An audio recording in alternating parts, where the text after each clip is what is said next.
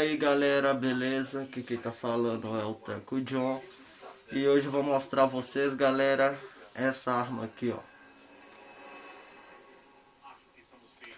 Essa daqui, ó, é uma réplica da Glock 17, tá ligado? Eu e meu colega, nós fez uns 2 dias mais ou menos. Nós separou uns 2 dias, tá ligado? Nós lá conseguiu fazer ela, ó. Ela também puxa pra trás e nós você solta, vai. O único paia dela, tá ligado? É que ficou esse elástico aqui, ó. Esse elástico aqui ficou esquisito, mas o resto ficou pela ordem. Aí, ó. Era só isso aí mesmo.